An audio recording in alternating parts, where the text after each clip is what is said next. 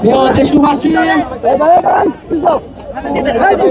বাংলাদেশের বিগত 16 বছরের বিরোধী লড়াইয়ের অগ্রসৈনিকেরা, বাংলাদেশের মজলুম জনতা বিচারের রায় দেখেছে। বিচারের শেখ হাসিনাকে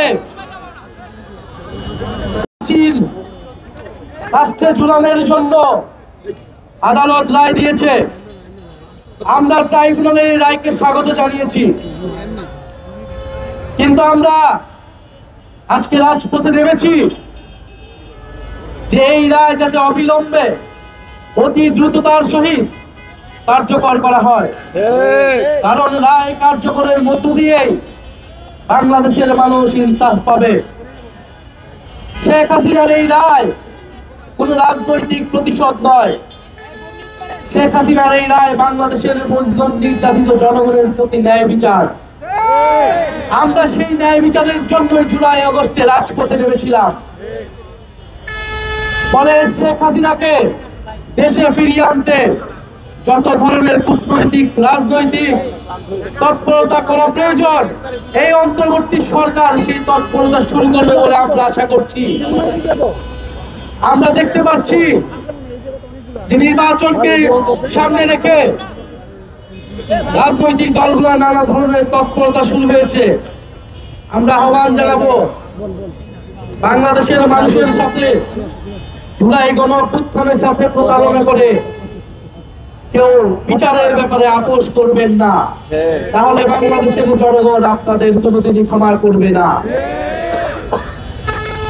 আমরা আজকে সুস্পষ্ট ভাবে 3টি দাবি নিয়ে রাজপথে নেমেছি।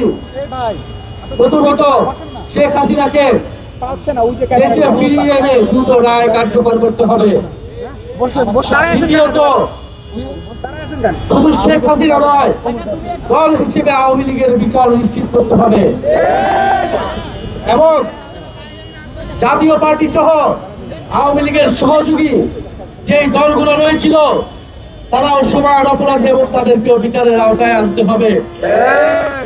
আমরা দেখতে পাচ্ছি জাতীয় পার্টির নামে আওয়ামী লীগ পুনর্বাসনের ষড়যন্ত্র এবং পরিকল্পনা চলছে। 5ই আগস্টের পরে অন্তর্বর্তী সরকারের উদ্যোগে যে ঐক্যমত্য কমিশন প্রতিষ্ঠা হয়েছিল, সেই ঐক্যমত্য কমিশনের কোথাও জাতীয় পার্টিকে ডাকা হয় নাই। নির্বাচন কমিশনের সংলাপেও জাতীয় পার্টি এবং 14 দলকে কোথাও ডাকা হয় নাই। তাহলে কোন বেসিসে তারা নির্বাচনে অংশগ্রহণ করবে? জুলাই সনদের কোথাও জাতীয় পার্টিকে রাখা হয় নাই, কিন্তু নির্বাচনে নাকি জাতীয় পার্টিকে রাখা হবে। এটা একটা চক্রান্ত এবং ষড়যন্ত্র। এই ষড়যন্ত্রের বিরুদ্ধে এনসিপি মাঠে থাকবে। আমরা আরো বলতে চাই, গত 50 বছর ধরে ভারত বন্ধু রাষ্ট্রের নামে বাংলাদেশকে শোষণ করে গিয়েছে।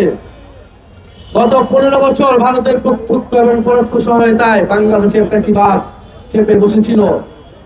সেই ভারত সরকার শেখ হাসিনাকে আবারও তার দেশে জায়গা দিয়ে বাংলাদেশের বিরুদ্ধে ষড়যন্ত্র অব্যাহত রেখেছে। ভারত সরকারের প্রতি আমাদের আহ্বান থাকবে, যদি বাংলাদেশের সাথে সত্যিকার অর্থে সম্পর্ক করতে চান, যদি চান বাংলাদেশের জনগণ আপনাদের প্রতি সুসম্পর্ক বজায় রাখবে, তাহলে অবিলম্বে শেখ হাসিনাকে দেশে পাঠানোর ব্যবস্থা করুন।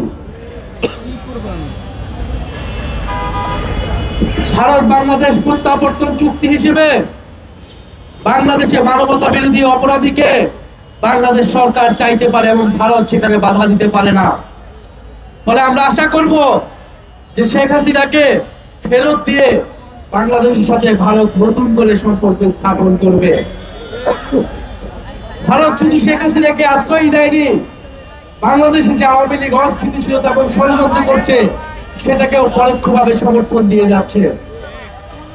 আমরা ভারতের জনগণের প্রতি আহ্বান জানাবো যে আপনারা আপনাদের দেশে কোনো গণহত্যাকারীকে আশ্রয় দিবেন না।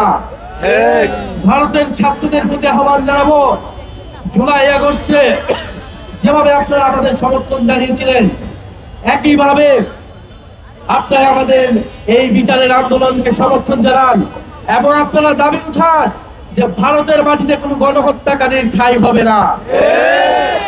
আমরা চাই ভারত বাংলাদেশের জনগণের মধ্যে সেই মৈত্রীতা, সেই ঐক্যতা অটুট থাকুক।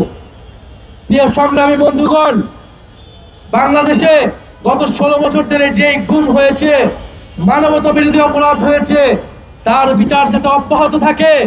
শেখ হাসিনা সহ যে সকল পুলিশ এবং সন্ত্রাসীরা জুলাই আগস্টে গুলি চালিয়েছে, তাদের বিচার যাতে অব্যাহত থাকে। এই ট্রাইব্যুনাল এবং বিচারের কোনো কার্যক্রমে যাতে বাধা তৈরি না হয়, নির্বাচনের পরেও যাতে এই সকল বিচার অব্যাহত থাকে, সেই প্রতিশ্রুতি অন্তর্বর্তী সরকার সহ সকল রাজনৈতিক দলগুলোকে নির্বাচনের আগে দিতে হবে। আমরা শহীদ পরিবারদের কাছে, জুলাই আহত যোদ্ধাদের কাছে প্রতিশ্রুতিবদ্ধ, বাংলাদেশের সংস্কার এবং বিচারের মাধ্যমে আমরা গণতন্ত্রের পথে উত্তোলন ঘটাবো। সংস্কারের নামে, জুলাই সনদের নামে ফ্যাসিবাদ বিরোধী দলগুলো এই জুলাই সনদকে তাদের রাজনৈতিক দল পাশাপাশি হাতিয়ারে পরিণত করেছে। আমরা বলবো অন্তত বিচারকে আপনারা কলুষিত করবেন না, আপনারা ভারতের সাথে আপোষ করবেন না। এই সরকার যাতে কঠোর থাকে এবং বাংলাদেশের জনগণ যাতে রাজপথে এই বিচারের রায় কার্যকর না হওয়া পর্যন্ত তাদের সরব উপস্থিতি রাখে, সেই আহ্বান আমরা জানাচ্ছি। আজকে যারা উপস্থিত হয়েছেন, জাতীয় নাগরিক পার্টি সহ জাতীয় নাগরিক পার্টি ঢাকা মহানগর উত্তর দক্ষিণ, জাতীয় ছাত্র শক্তি, যুব শক্তি এবং শ্রমিক শক্তি ঢাকা মহানগরের এবং নারী শক্তির ঢাকা মহানগরের যারা নেতৃবৃন্দ এবং জাতীয় ছাত্র শক্তির বিভিন্ন ক্যাম্পাসের নেতৃবৃন্দ এবং কর্মীরা যারা উপস্থিত হয়েছেন, তাদেরকে ধন্যবাদ জানাচ্ছি। জাতীয় নাগরিক পার্টির রাজপথের এই লড়াই সংগ্রাম অব্যাহত থাকবে। আমরা নির্বাচনে অংশগ্রহণ করব, কিন্তু বিচার সংস্কারের প্রশ্নে জাতীয় নাগরিক পার্টি আপোষ থাকবে এবং এখানে আপোষহীন থাকবে, এবং যারা আপোষ করবে যে সকল রাজনৈতিক দল, তাদের বিরুদ্ধে এনসিপির কঠোর অবস্থান থাকবে। ইনকিলাব জিন্দাবাদ, এনসিপি জিন্দাবাদ।